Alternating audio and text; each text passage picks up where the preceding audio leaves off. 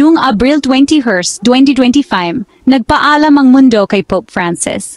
This is presented to you by Education 4708. Just proceed to view the full content. Sa edad na 88, matapos ang isang buhay na inialay sa pagtulong sa mga mahihirap at paghimok sa simbahan na yakapin ang pagmamalasakit, payapa siyang pumanaw sa Vatican. Ang kanyang libing ay nakatakda sa Abril 26 at kapag siya ay nailibing na, ang simbahan ay papasok sa isang panahon na tinatawag na sede vacante, literal na ang upuan ay bakante. Kaya, sino ang susunod na Santo Papa? At paano ba talaga gumagana ang prosesong ito na daan-daang taon na? Hayaan ninyong ipaliwanag ko. Kapag namatay ang isang Santo Papa, ang lahat ng mata ay nakatuon sa Roma. Ito ay ang Camerlengo. Sa kasalukuyan ay si Cardinal Kevin Farrell, na siyang namamahala sa mga pang-araw-araw na operasyon, wika nga, upang matiyak na patuloy na tumatakbo ang simbahan. Pagkatapos, lahat ng kardinal na wala pang 80 taong gulang ay pupunta sa Vatican. Sila ay magpupulong, magdarasal, at mag-usap tungkol sa kung ano ang pinakakailangan ng simbahan ngayon. Pagkatapos nito, magsasara ang mga pinto ng Sistine Chapel at magsisimula ang conclave. Ang mga kardinal na boboto ay ikukulong, hiwalay sa labas ng mundo, at magsisimula na silang bumoto. Minsan ay umaabot pa ng ilang araw.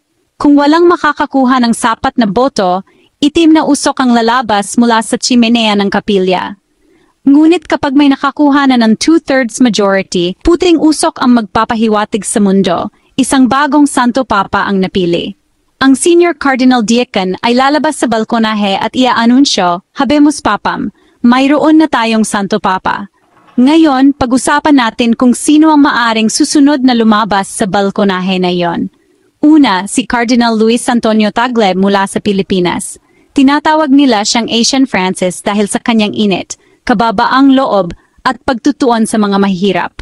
Kung mahahalal, siya ang magiging unang moderno, Asianong Santo Papa. Isang makasaysayang pagpili. At mayroon din si Cardinal Matteo Zuppi ng Italia. Siya ay isang tagapamayapa, isang progresibo, at nangunguna sa Italian Bishops' Conference. Si Zuppi ay tinitingnan bilang mahabagin at tunay na pastoral, katulad ng diwa ni Francis. Nariyan din si Cardinal Pier Battista Pizzaballa, ang Latin Patriarch ng Jerusalem. Gumugol siya ng maraming taon sa pagtatrabaho para sa kapayapaan sa gitnang silangan at pagbubuo ng mga tulay sa iba't ibang pananampalataya, isang tunay na pandaigdigang kandidato.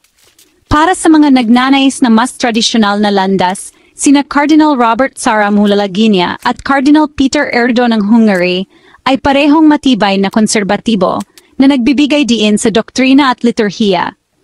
At siyempre, nariyan din si Cardinal Kevin Farrell mismo, ang Camerlengo, bagamat siya ay tinitingnan na may maliit na posibilidad. Dahil sa isang conclave, hindi mo alam kung ano ang mangyayari. Sa ngayon, sina Tagle at Zuppi ang itinuturing na nangunguna. Ngunit kung may itinuturo sa atin ang kasaysayan, ito ay ang mga conclave ay puno ng mga sorpresa. Gaya ng kasabihan, ang pumapasok sa conclave bilang Santo Papa ay lumalabas bilang kardinal. Ang conclave ay inaasahan sa pagitan ng Mayo 6 at 12, 2025.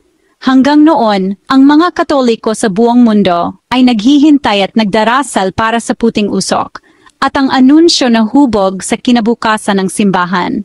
Sino sa tingin ninyo ang susunod na Santo Papa? Iwanan ang inyong mga saloobin sa mga komento sa ibaba. At kung gusto ninyong manatiling updated sa kwentong ito at marami pang iba, siguraduhing mag-like, mag-subscribe, at pindutin ang bell. Salamat sa panonood.